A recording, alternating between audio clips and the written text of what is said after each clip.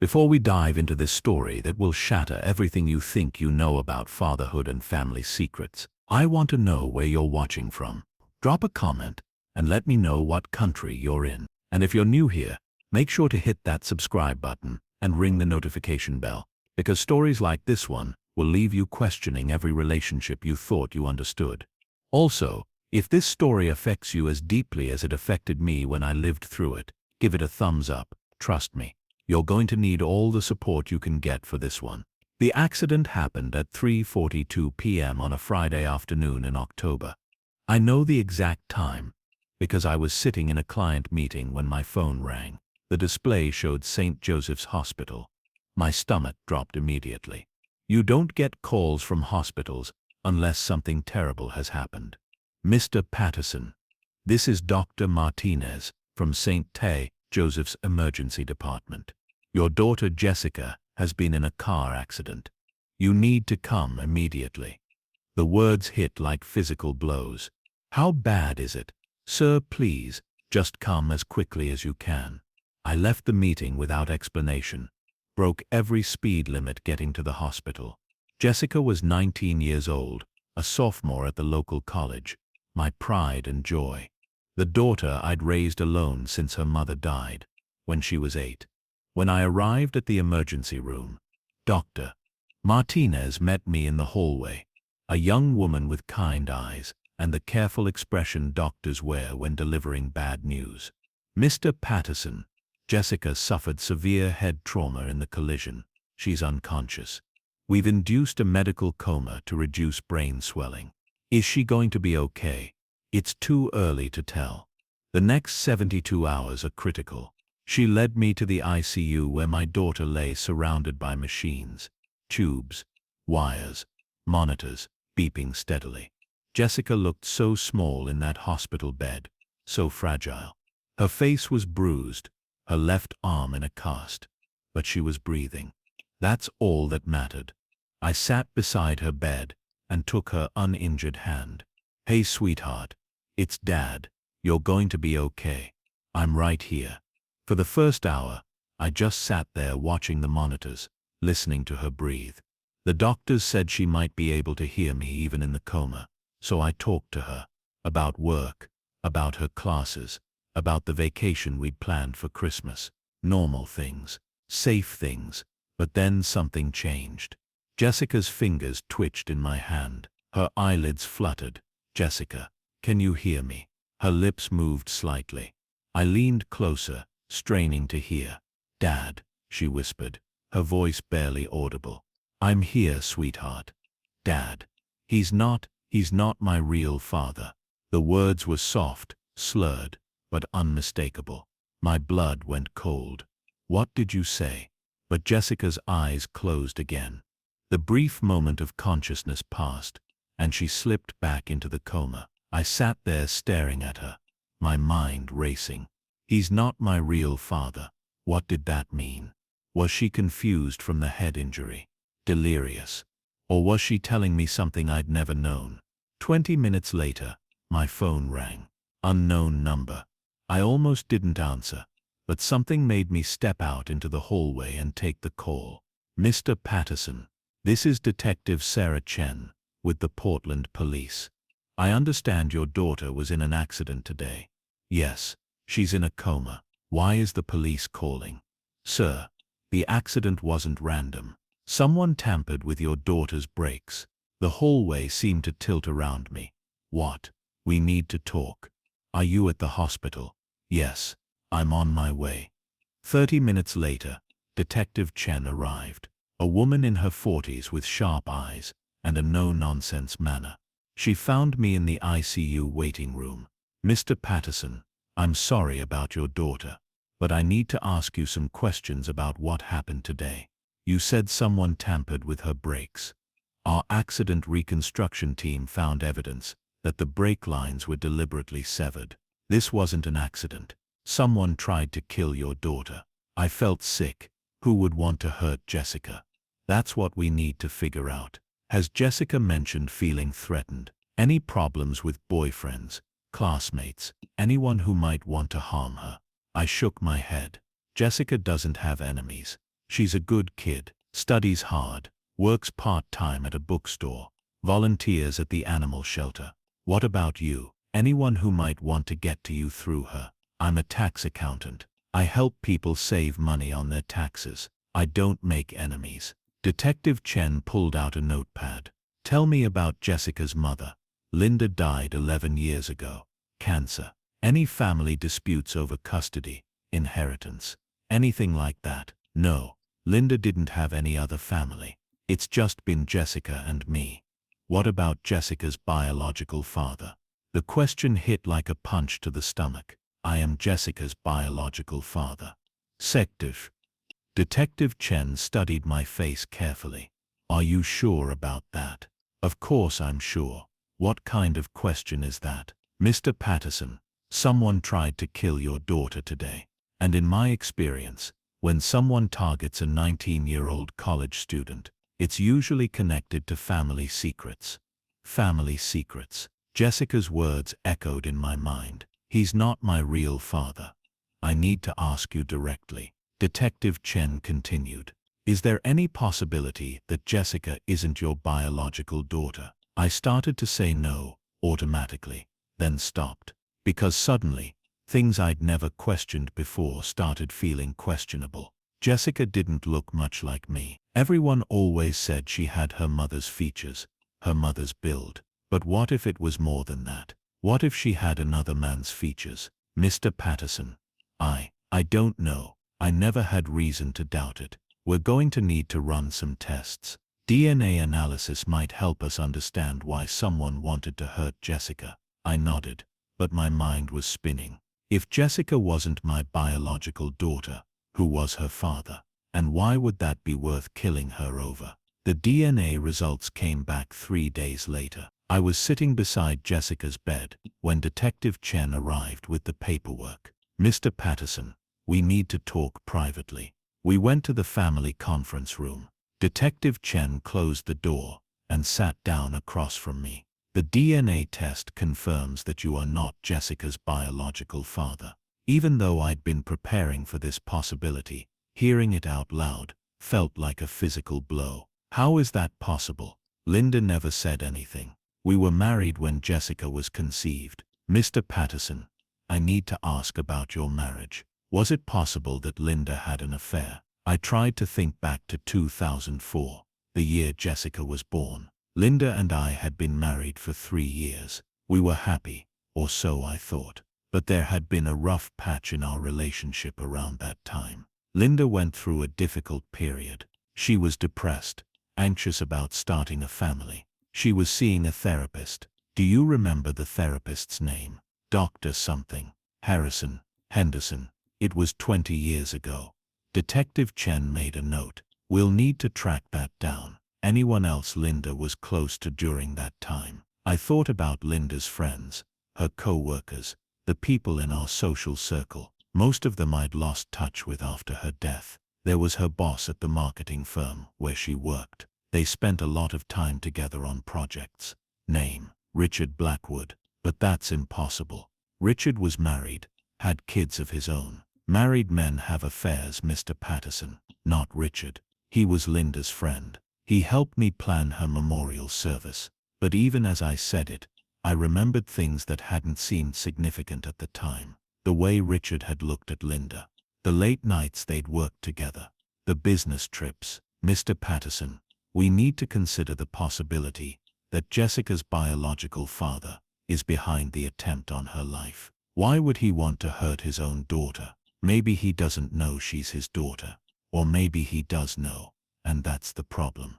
Detective Chen opened her file and pulled out a photograph. Is this Richard Blackwood?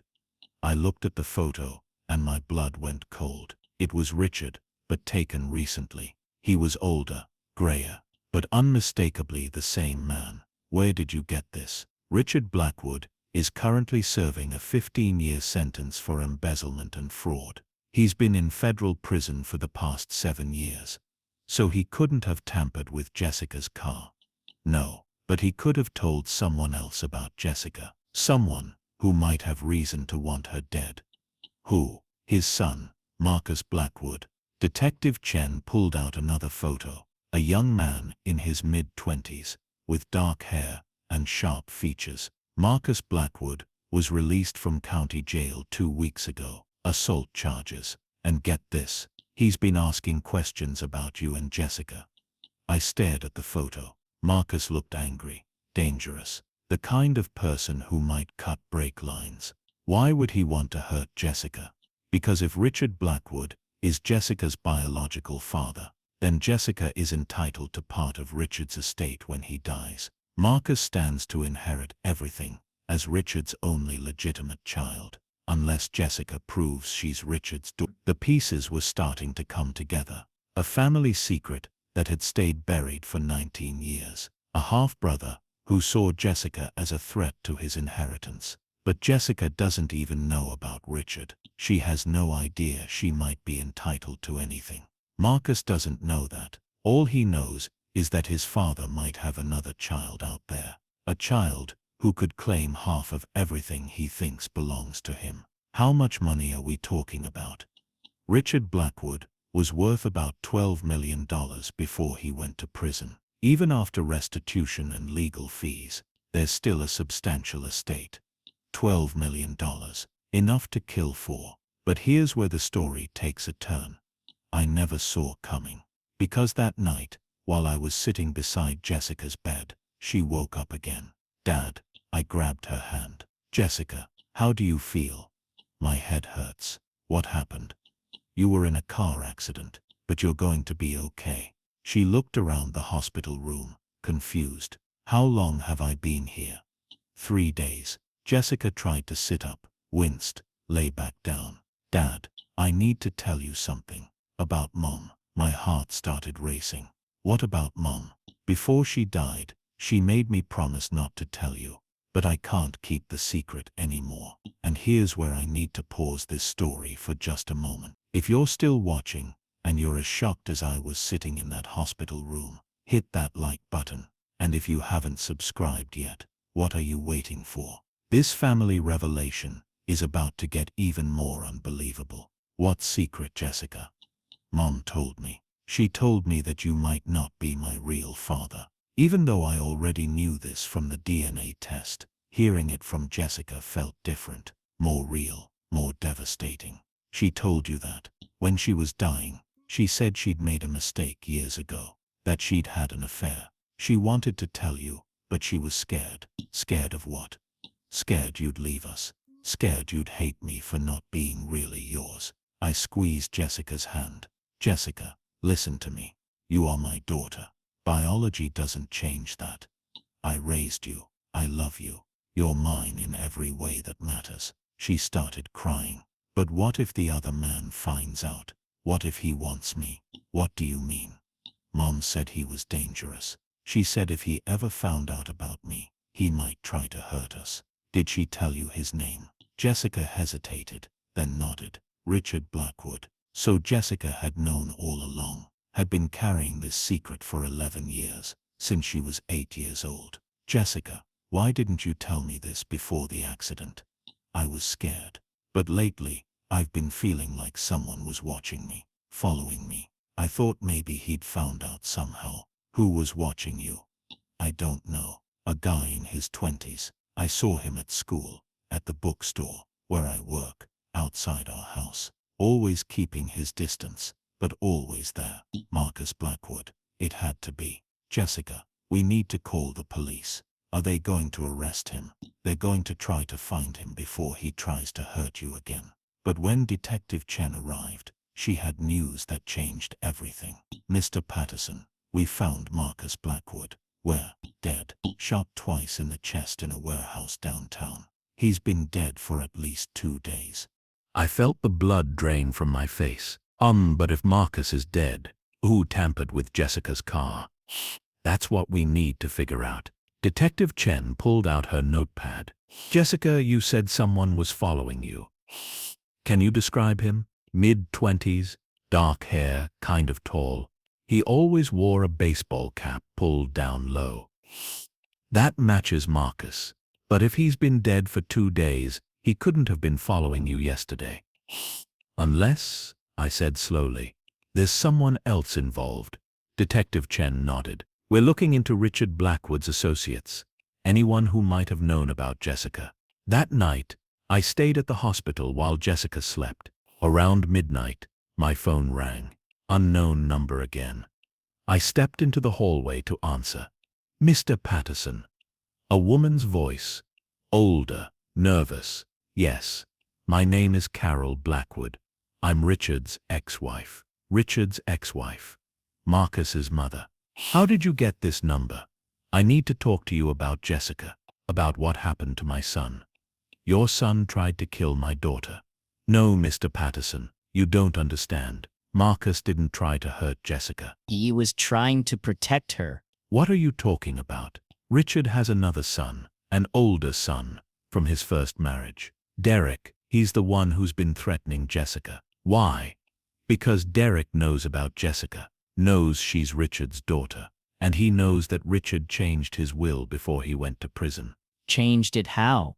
Richard left everything to his children, all of them, including Jessica. My head was spinning, but Jessica doesn't know about the inheritance. Derek doesn't care. He's not willing to risk sharing $12 million with anyone. So Derek killed Marcus.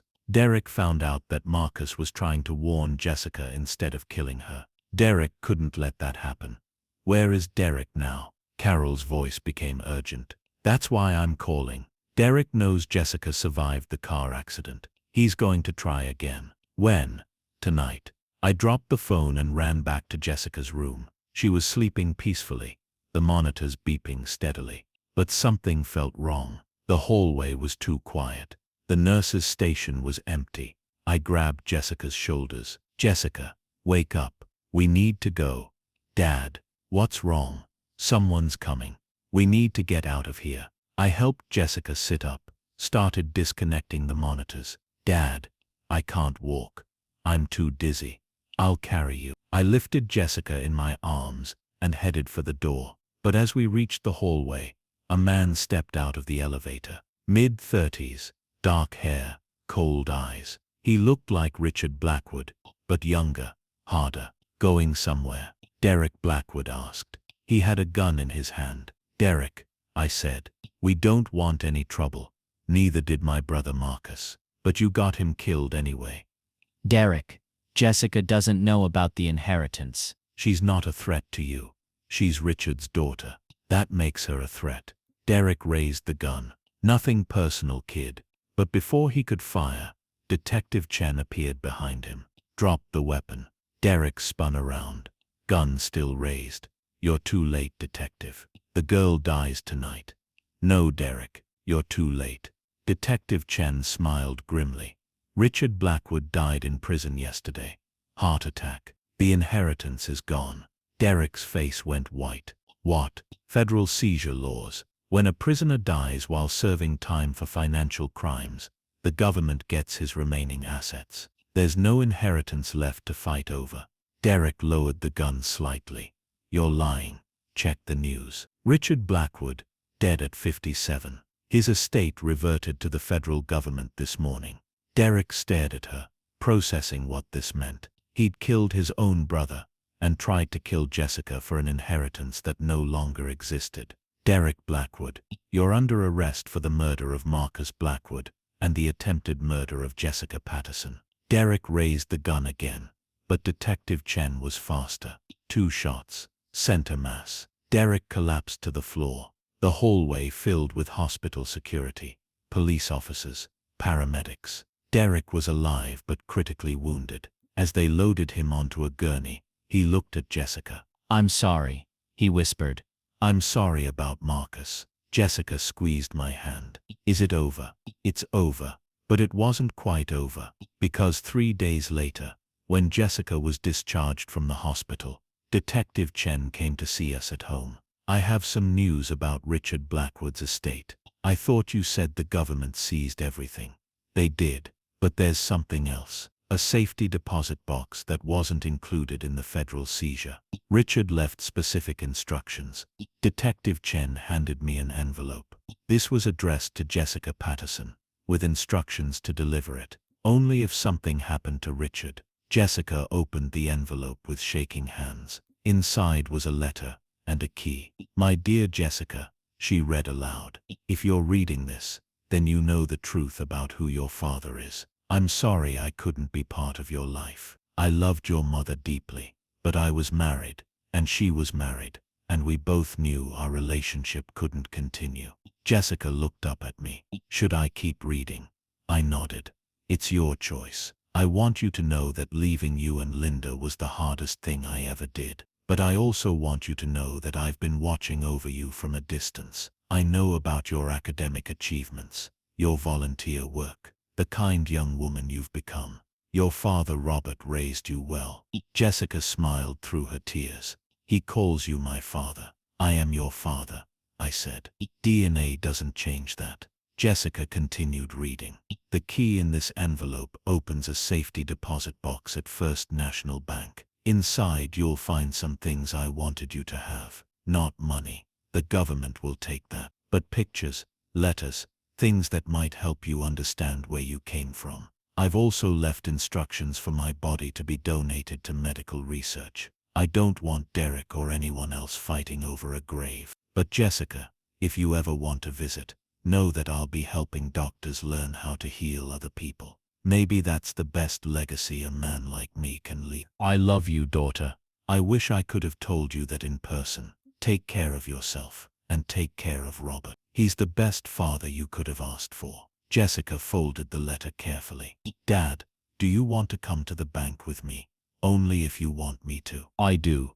The next day we opened Richard's safety deposit box together. Inside were photos of Linda from before I knew her, letters they'd written to each other, and a small jewelry box. Jessica opened the jewelry box and found a locket with 2 pictures inside. One of Linda, young and smiling. The other of Jessica at age 8, taken from a distance at a school concert. "He was watching me," Jessica said softly.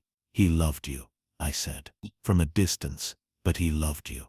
"Dad, can I ask you something?" "Anything. Are you sorry that I'm not biologically yours?" I thought about that question for a long time.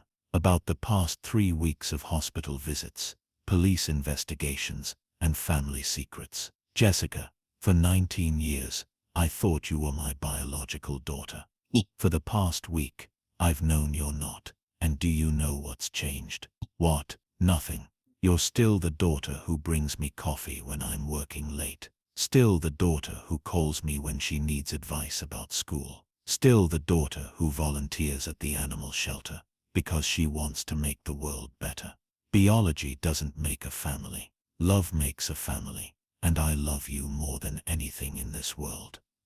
Jessica hugged me tight. "I love you too, Dad. Always, always." 6 months later, Derek Blackwood was sentenced to life in prison without parole. The trial revealed that he'd been planning to eliminate Jessica for over a year, ever since he learned about Richard's updated will. Marcus Blackwood was buried in a small ceremony, attended only by his mother Carol, and surprisingly, Jessica and me. Jessica wanted to pay respects to the half-brother she'd never known, who'd died trying to protect her.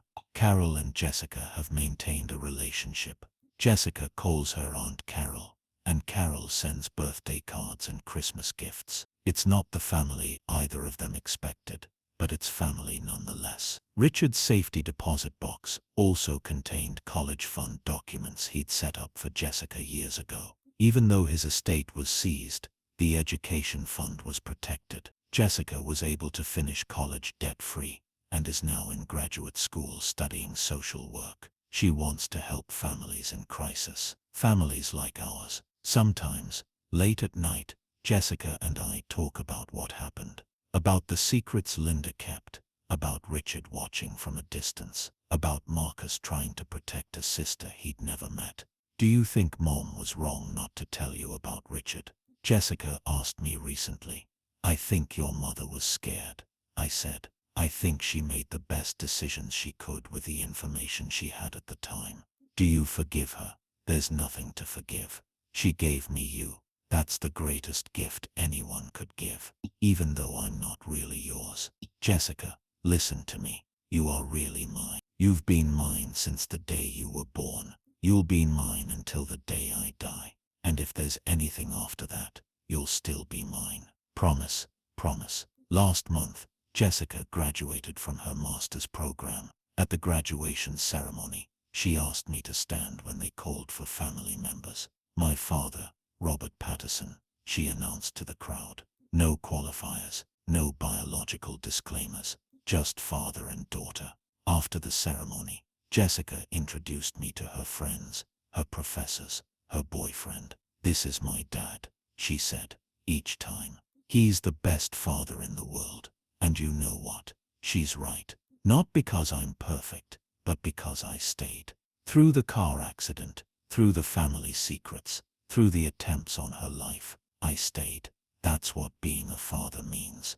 Not the biology, not the DNA, not the genetic connection. It means staying when things get complicated. It means loving someone unconditionally, even when you discover that everything you thought you knew about your family was wrong. It means being there when they wake up in a hospital bed, when they're scared, when they need someone to protect them from half-brothers they never knew existed. Being a father means choosing, every single day, to be the person your child can count on. Biology might determine where you come from, but love determines where you belong.